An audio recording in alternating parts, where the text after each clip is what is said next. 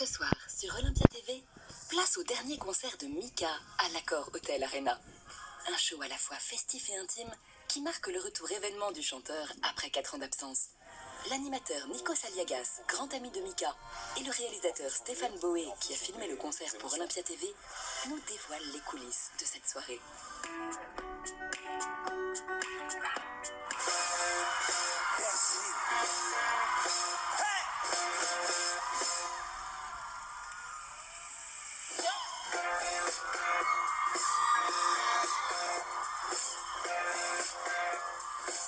D'abord, j'ai été frappé en arrivant par le public. Un public très hétéroclite avec des familles, des femmes, des hommes, des grands-mères. Et c'était la somme de toutes ces années de travail, en fait. Et c'est rare de voir un artiste qui arrive à faire communier toutes les générations dans un espace aussi vaste, aussi grand. C'était une soirée magique parce que c'était une soirée qu'on a vu monter crescendo.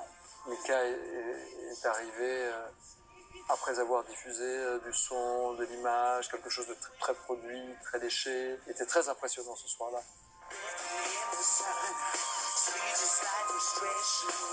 Dans cette grosse salle, jouer à l'Accor Hotel Arena, c'est toujours excitant, quoi, vraiment. Surtout que c'est une ville qu'il aime beaucoup. Il adore Paris, il adore jouer ici. D'ailleurs, il a pas mal dit pendant le concert. On est prêt, Paris ?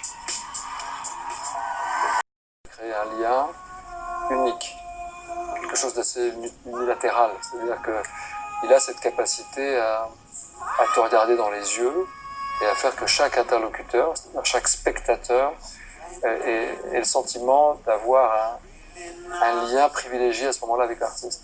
Et il avait besoin, je pense aussi, de casser les codes. C'est qu'il a utilisé, j'imagine, les codes de tout ce qu'il a pensé et projeté dans sa tête pour que le spectacle soit professionnel, vraiment à la hauteur de la star qu'il est lui-même, qu'il est devenu avec toutes ces années, mais avec quelque chose de plus fragile. À Bercy, j'ai vu un gamin qui relâchait un peu prise, le contrôle absolu et qui s'amusait.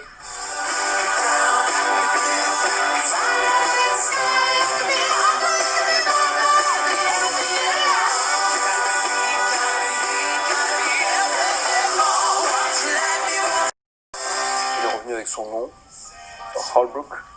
Ce soir-là, sur scène, c'était pas seulement Mika, c'était le fils Holbrook. Mika, dans sa quête artistique, est aussi dans une quête d'identité permanente. Là, puis voir ses parents jeunes derrière lui en photo projetés sur un écran géant, ça en dit long aussi sur cette nécessité de revenir en enfance pour peut-être choisir le chemin d'après, le pas d'après, l'étape d'après. Mais il revenait bel et bien comme un grand artiste et en même temps comme un gamin qui cherchait peut-être la prochaine direction.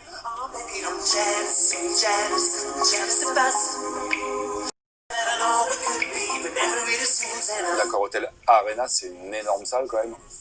Et du coup, il y a des petits rajouts, des petits ajustements, souvent dans des grosses salles comme ça. Par exemple, là, il y avait un gospel. C'était là sur quelques titres. Il y a une bande d'écran, un cadre de scène en fait qui a été ajouté exprès. En fait, c'est toujours un peu spécial de filmer cette salle parce que en fait, il faut vraiment retranscrire cette immensité. C'est vraiment de la salle avec l'artiste en plein milieu devant 15 000 personnes. Où il descend dans le public, ouais, c'était prévu ça. Quand on fait une captation comme ça, en fait, on filme un plan large avant et on travaille dessus. Ensuite, donc nous, on avait filmé à Bruxelles et avec mon équipe, ma script, mon chef-op. En fait, on découpe un peu tout le spectacle en disant ça, on va le filmer comme ça comme ça. Et du coup, on était au courant. Et tout au fond, à vous. Pour le coup, quand le public lui a jeté des avions en papier, il s'y attendait vraiment pas. C'était pas prévu du tout. D'ailleurs, on peut le voir sur son visage, il est vraiment surpris, vraiment heureux. Et je pense que c'est ça aussi qui fait que c'est une jolie séquence.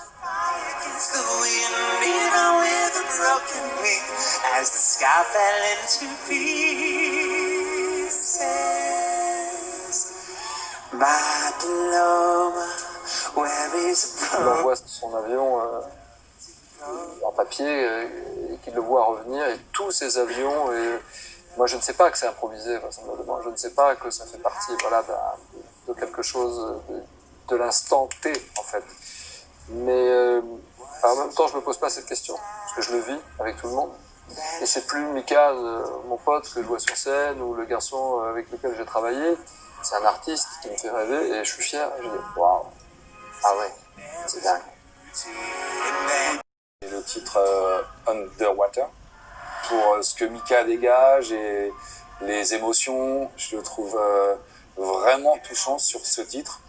Et aussi pour la communion avec le public. Je sais pas, je trouve que dans ce titre, il s'est passé un truc assez magique de communion entre le public, il les fait chanter, ils lui répondent. Il y a un truc vraiment chouette. Il n'y a pas de paradis, il n'y a pas d'enfer, il n'y a même pas de purgatoire. J'étais fier, j'étais impressionné, j'étais ému et j'étais joyeux parce que j'avais ma fille à côté de 7 ans qui ne cessait de danser, de chanter toutes les chansons de Mika par cœur. Et je me suis dit, ah, ma mère disait toujours, lorsque les enfants t'aiment et que les grands-mères ne sont pas loin, dis-toi que tu es en train de faire une carrière. Et Mika a bel et bien fait la sienne.